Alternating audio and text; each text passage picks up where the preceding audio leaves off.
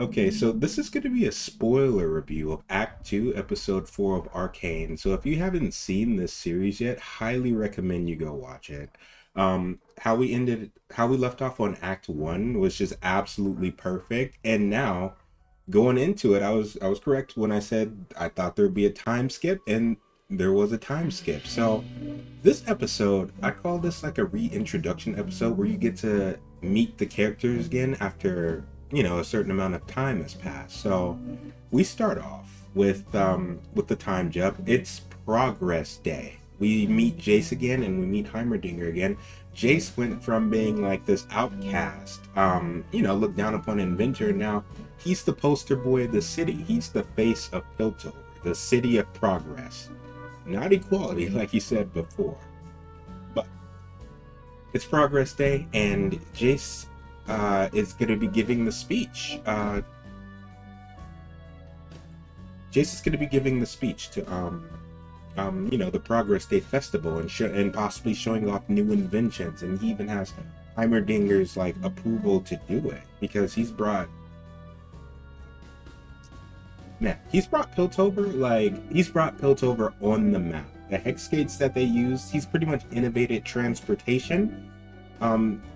Where previously it would take months for them to like travel across the world of Runeterra. Say like, I think one of the counselors said, "Oh, it's gonna take forever for the Noxians to get their wine." Now they could get it in like a couple days at most by using the hex gates. That's huge. It's like a whole like industrial revolution that's going on as well. So Jace is giving the speech, and we get introduced to. Before we get introduced to the characters again, we get introduced to Caitlin, who's a cop now, and who's like the head of. Well, I guess she's like guarding her mother as security. So it was established early on that her parents are like pretty protective, like overprotective of her, and they're still keeping her on like a short leash, like next to them, so she can't really do anything, and that frustrates her to no end. What else? Let's go to another scene transition. We get, after all this time, we get reintroduced to Jinx. In a new third party called the Firelights, because while a shipment of that purple stuff, that name, what they call it, Schwimmer, something like that. Let's call it Shimmer.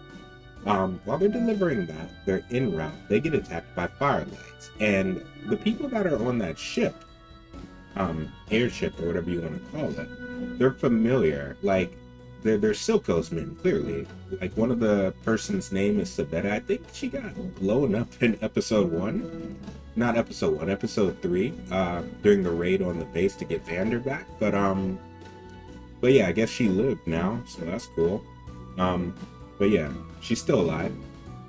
And we get introduced to the Firelights, which is, I guess it's a group of like guerrilla civilians or guerrilla soldiers that are just trying to stop them from distributing shimmer throughout the city, because we've seen what that stuff can do. And I'm wondering, like, specifically, how is shimmer being used and how is it tied into Silco's plan?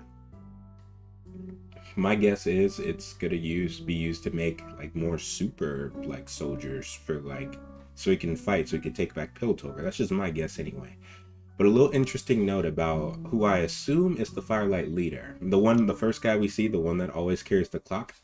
I think that's Echo. Like, it just seems kind of obvious to me that it would be Echo, because Echo has always been associated with time ever since his first appearance as Little Man in episode 1. Echo, young Echo, aka Little Man, he was fixing a clock, right? And I guess since I said this was the reintroduction episode, the first time we see the Firelight, I assume is the leader. He's carrying the clock. He's very conscious of the time, and he's always looking at it. And also in addition to, he's the only one that wears a scarf, a red scarf. That is that's Echo's look as well. His voice is muffled because he's wearing a mask, and I guess he has like a voice scrambler, so no one will recognize him. But you have to keep in mind, Echo's still a kid. I think he's the youngest out of everyone. He's super smart. And also, he also fights like Echo. I mean, sure, when they got there, their job was to destroy the Shrimmer, because it would have been so, they had the upper hand. It would have been so easy to just kill everyone on board and be done with it. But no, they actually went out of their way to like just immobilize them so they could just destroy their shipment. So I thought that was pretty interesting. But naturally, things don't go according to plan because Powder is on the ship, or rather, I guess we could call her Jinx now. But I don't think she's fully Jinx quite yet. But I'll just call her Jinx to make things easy. Jinx is on the ship, and she was tasked with guarding it. And in her own way, she tried, I guess.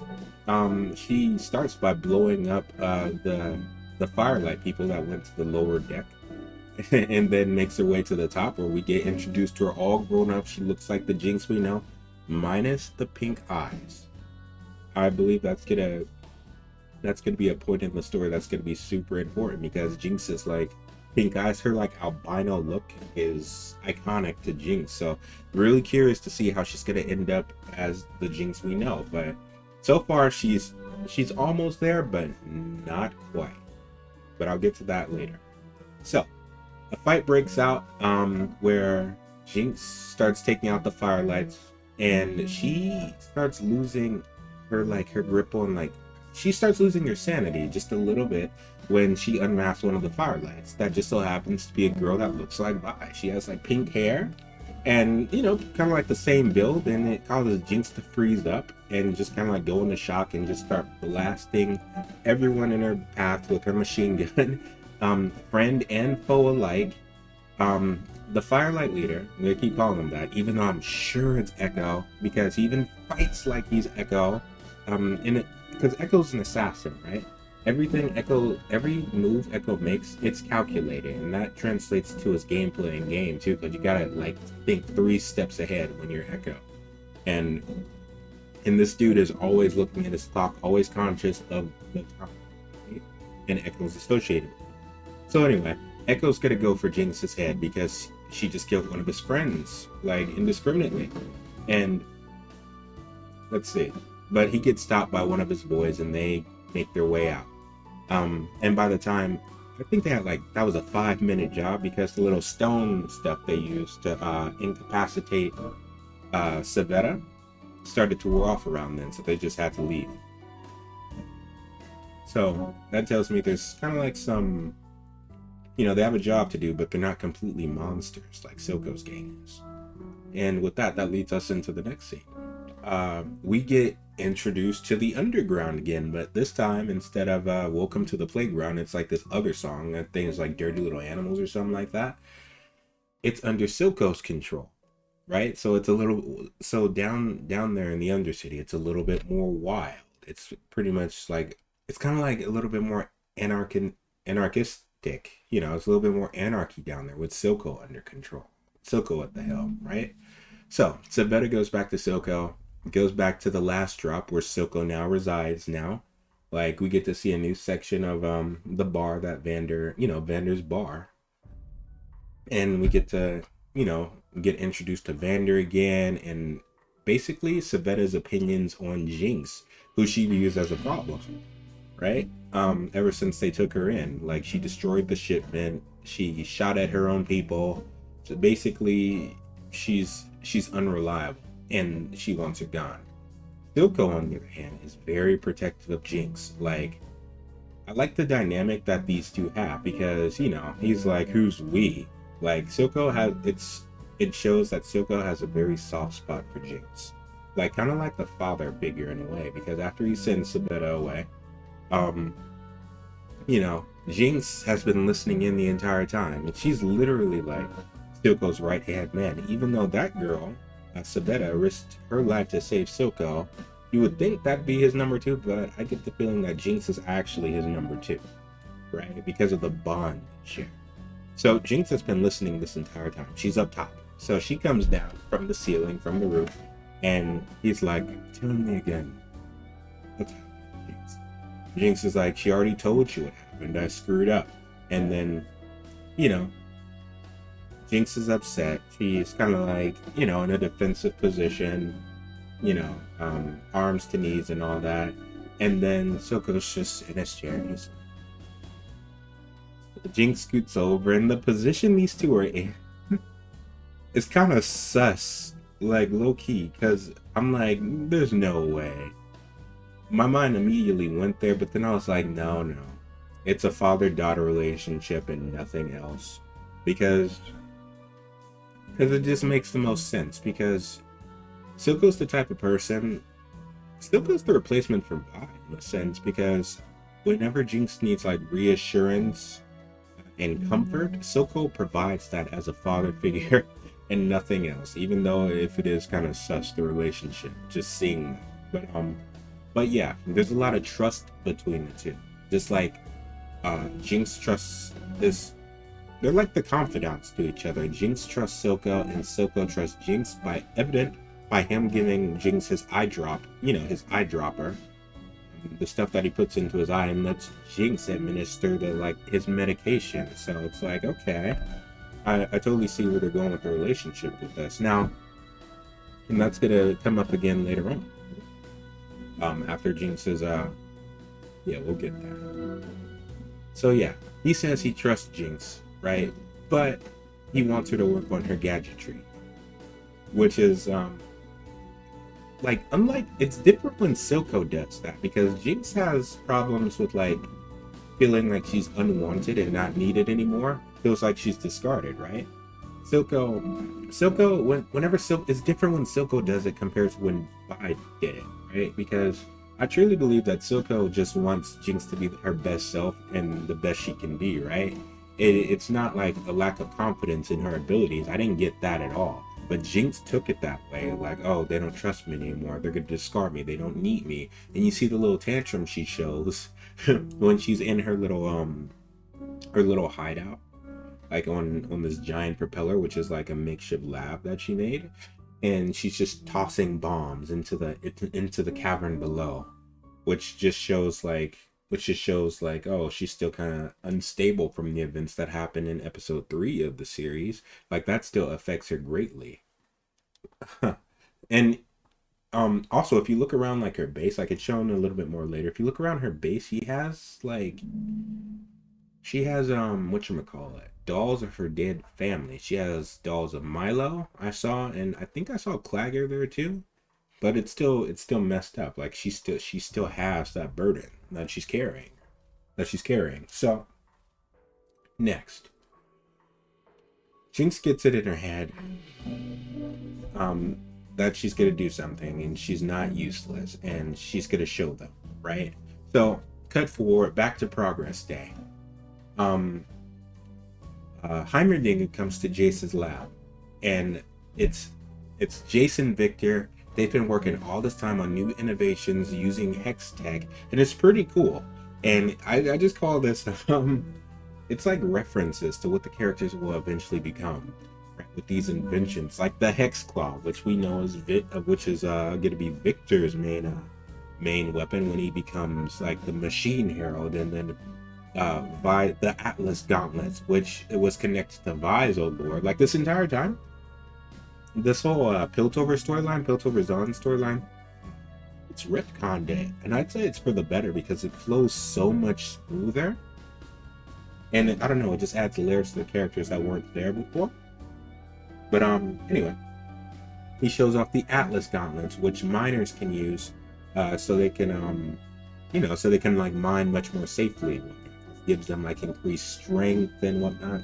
So it's pretty cool, and the hex claw can be used for welding and cutting metal and stuff. So you have it's a machinist tool essentially.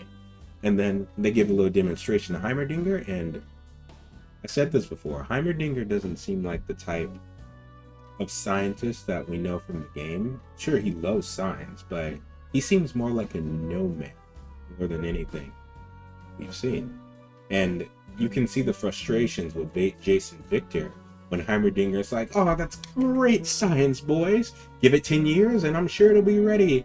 And they're like, what? 10 years? We don't have 10 years. And then Heimer's like, oh, it zips by like that. Won't even notice it.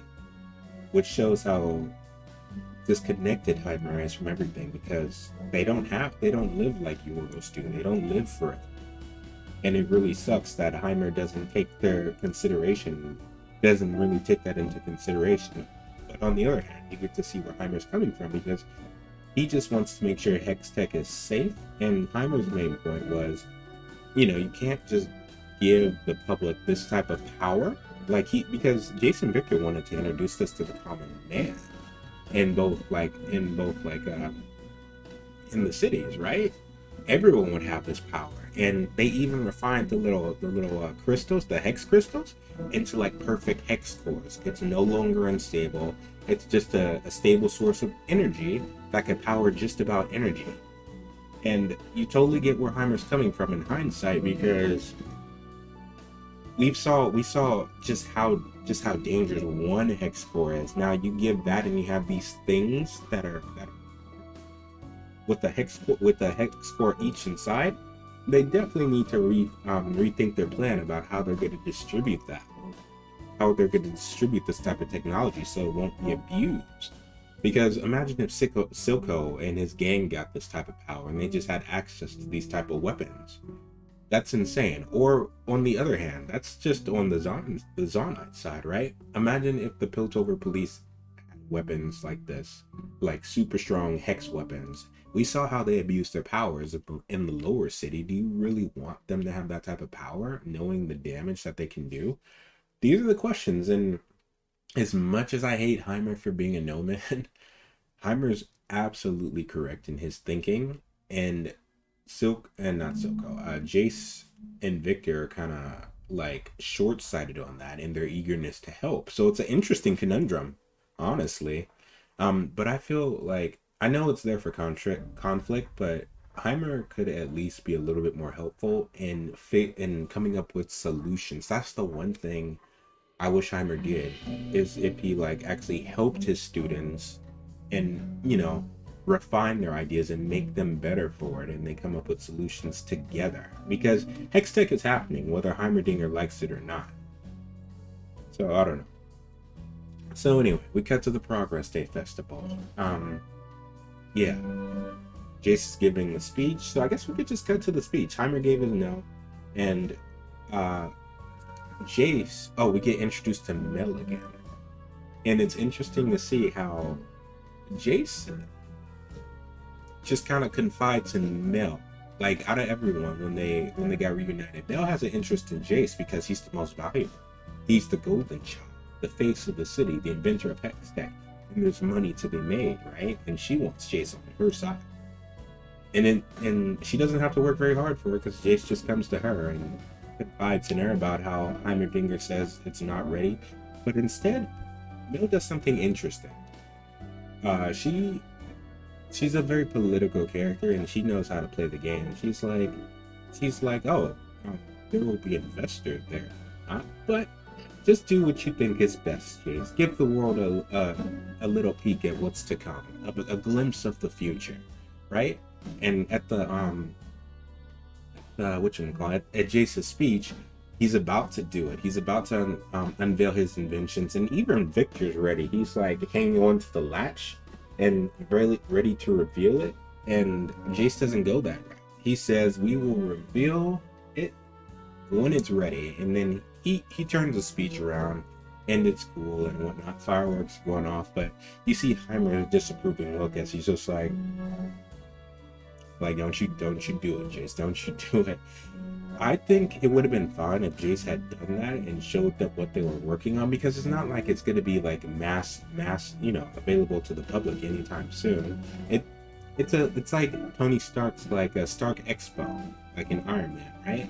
You're just showing off a glimpse, a taste, just to get the people excited about science, because these breakthroughs aren't going to pay for themselves. So just looking at it from an economic perspective, it shouldn't be too bad. But anyway, Jace doesn't. And something I like about the dynamic before he even goes up on stage is the dynamic between him and Victor. Victor's there with his cane, and he's a little worried. And Victor has a cough. I wonder if that's going to be important later, because otherwise, what's they show it? I thought it was just maybe nervousness. Maybe Victor might have asthma. I don't know,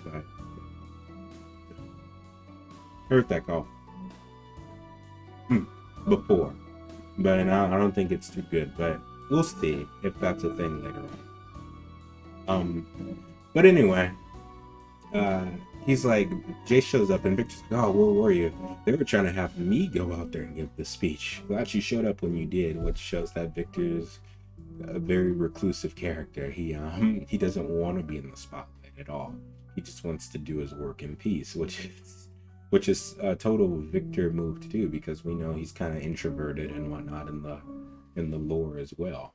But when I say these characters aren't the characters that we know quite yet, it shows because we know what Jace becomes. Jace becomes an absolute bag of dicks in the lore, and Victor becomes just a little bit unhinged. But yeah, they're not the characters that we know yet, because Jace, we get hints of who Jace is eventually going to become, like small stuff like him signing his notes, talking back to the council.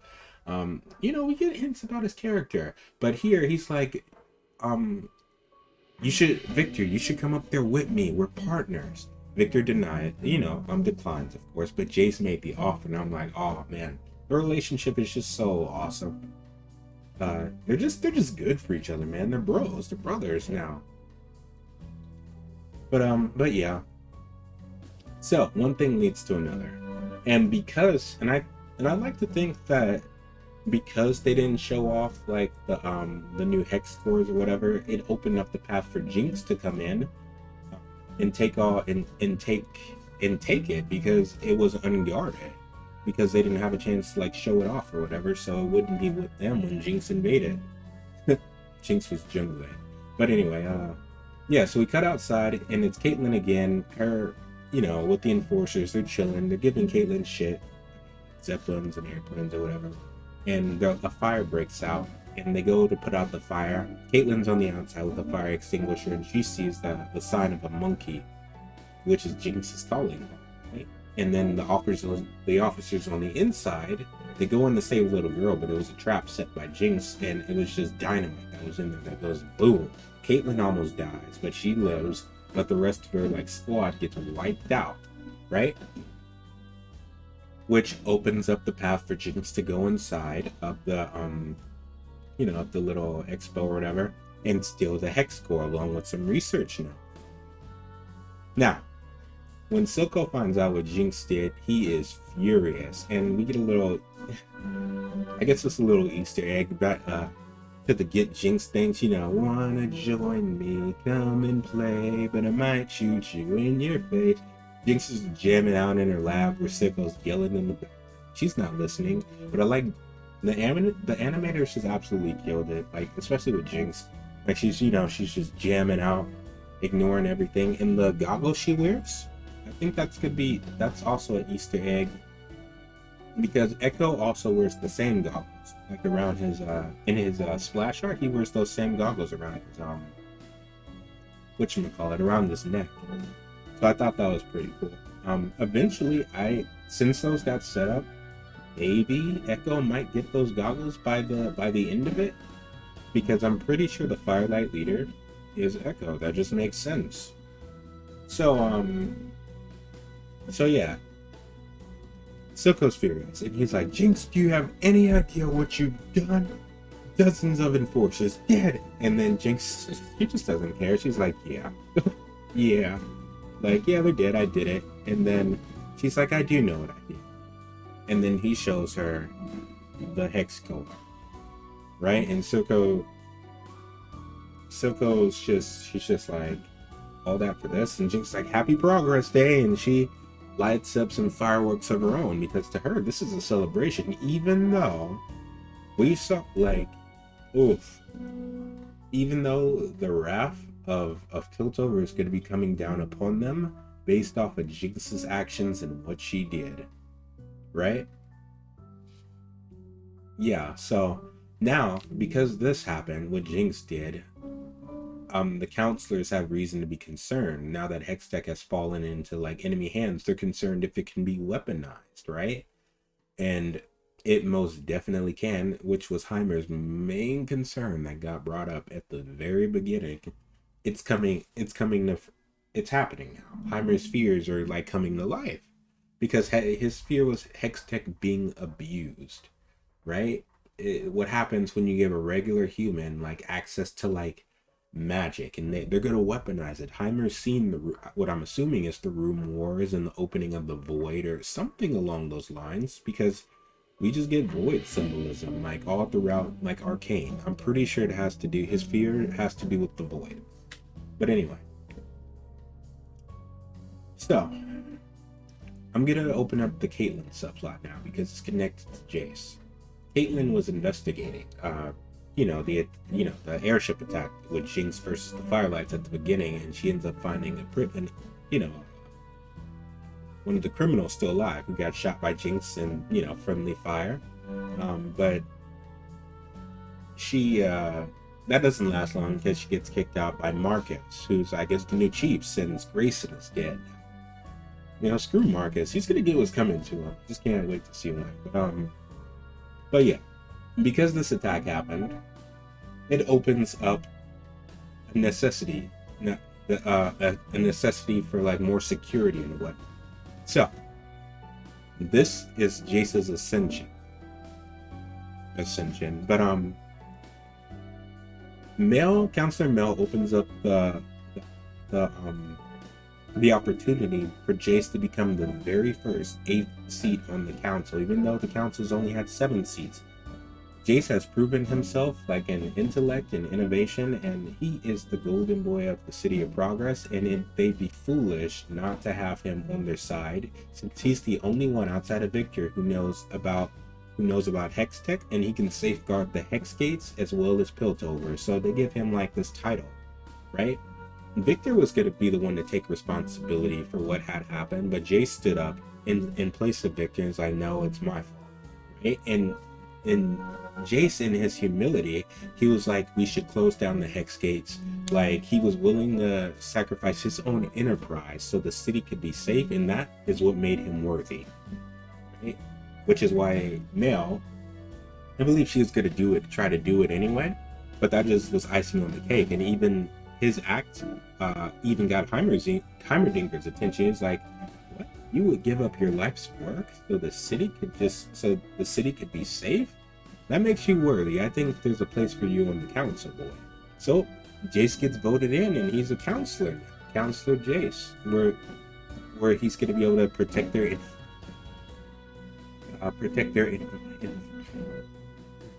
investments as well as the city. So it's like a win-win situation.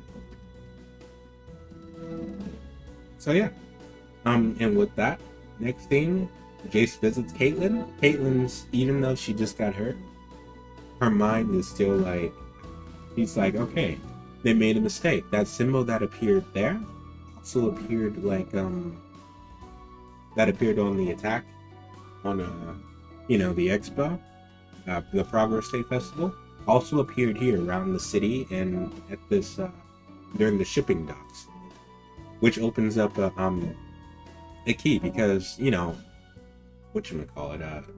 Hextech is already being misused because they opened up the city and they have like they can get places faster by using the Hex Gates. A month's trip could just take a couple days now, right? So that means shipments are coming in and out at an exponential rate, and it's hard to keep track of and monitor properly, especially since the system is already corrupt because of Marcus and the shipments that are getting through that aren't supposed to be there, which means Shimmer is probably being distributed across like the country and whatnot. And Caitlyn brings that to Jace's attention because Jace had no idea that the Hex Gates were being used like that. So I think Jace is going to be looking into that as well, since he's technically the city's defender now. And notice how Victor didn't get any like recognition for his work. Like, he's just always in the background. And something to note, something in the very beginning, they retconned Victor's lore a little bit because they showed Jason Heimerdinger were looking at a statue of Professor Stanwyck Peditley, who in the original lore was the person who took Victor's credit for creating Blitzcrank, which I think had an effect on Victor where, yeah, it had an effect on Victor and his outlook on people in general. But it affected him like in a subtle way. They kind of like retcon Professor Stanwick out of the lore because I think they're changing up Victor's origin stories now, which I'm not complaining. I feel like they're setting up Victor because I'm still a little bit concerned about that cough. So I wonder, because we know Victor's from Zon, right? And we know like the chemical pollution that happens down there, and ooh, I wonder if they're gonna be setting up Oriana too. I don't think they have the time, but they might in like the next couple episodes because Oriana has some of the best lore. Pretty sad, but I don't know. They might be building towards that. So many plot threads. Maybe a season 2. I don't know. But anyway, yeah. So Professor Stanwick's dead. I'd say that's good riddance because this universe in film, it's taking its own like approach to things, and I'd say it's much better for it anyway. But I just felt like Victor should have got something as well because he's just as important as Jace, and he's like always on the sidelines because Jace is he's the the poster child. But I also feel like that's kind of Victor's own fault because of his like reclusive nature, not wanting. So that's interesting to think about. But anyway, Caitlyn brings the corruption. Well, not necessarily the corruption in general, but she plants the idea in Jason's head that the Hex gates aren't as secure as you think they are, right? Because it's being used to smuggle like goods in and out of Piltover. So anyway, Jace wants Caitlyn to be on his guard, right? But Caitlyn refuses. She already has a job, but Jace is like, not anymore. Your parents interfered and they want you safe, Kate. Caitlyn isn't having any of it, right? And she tells Jace to get out. Because throughout this entire thing, Caitlyn's parents are overprotective and they really just won't let her be her own person. And you kind of like feel for Caitlyn. But Caitlyn is going to do her own thing regardless, because we know how she ends up and how she turns out later. Right now, she's kind of like the stick. She's like the straight-laced character, and she's clever, most definitely, but in game at least, Caitlyn's this hunter, right? She makes you move where she wants you to move. She's very like intelligent and methodical in her approach, right? So, and also a little bit, what's the word called? Sassy? Kinky? She's kind of like this fun character, but also like serious. Like I wonder if they changed. They gave her a VO update, but you always, sorry boys, I left the fuzzy cups at home, which means that she needs to grow into that confidence. So I wonder how they're gonna get there so they could show the Caitlyn that we know, because she's most definitely in there, but we just haven't spent a lot of time with her. But we do know she's clever though, because that inmate that she got stopped from talking to earlier has been moved to this penitentiary or whatever that one of the guards name dropped. That's how Caitlyn know where to go find them, and she goes to this prison, right? Because of that, because she knew where to go, and she's trying to talk to this inmate, and then the prison guard is like, he won't be doing any talking for a while, and she's like, why?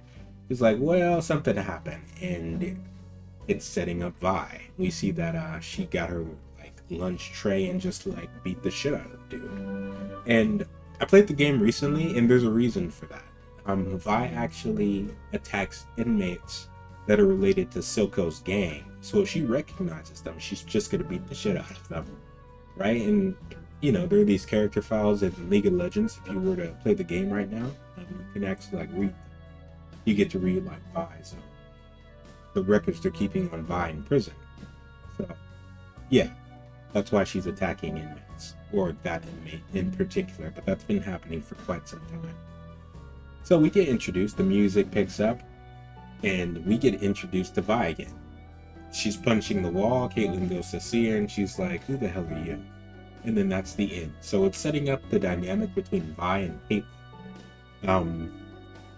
I don't really remember like their full lore in the game and how they met, but I just know that Caitlyn recruited Vi, so I guess you know, that's still in line with what's going on here.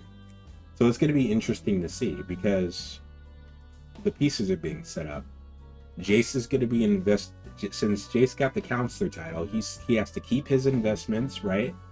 But he also has to defend the city, which means that he's going to be investigating the Hex Gates, since Caitlyn like tipped him off about that. What else? Vi and Caitlyn are going to be working together, which is going to lead them to Jinx/Powder. And there seems to be some tension between Silco's gang and Jinx. So there's a whole dynamic that's being set up right now. Oh, and then there's Victor, which I think he's going to get his own storyline as well, because that off. I like Victor's character, but I think they're adding in another human element to Victor because he's already like crippled and stuff. And we already know like his obsession with like improving the human form and the human condition through technology. So I wonder if that's setting up Victor's path towards like his like mindset of like glorious evolution. It seems like it might be setting up that. Because we know Victor has a hex core game, so that means because there were 3 crystals. And we haven't gotten Jace's hammer yet. But we do have the Atlas gauntlets, which is setting up 5. And I don't know. I have no idea where it's going. But I have an idea how we might get there based off the information. But yeah, that's the end of it. So, this has been my review of Arcane episode 4. Let me know what you thought about it. Did I miss anything? Is the Firelight leader Echo? Like, let me know what you thought about it. This series is actually like really fun to follow. I can't wait for the next couple episodes. I'm gonna try and pump these out before Saturday, which is when Act 3 gets released. So we'll see you then, and yeah, until then, bye now.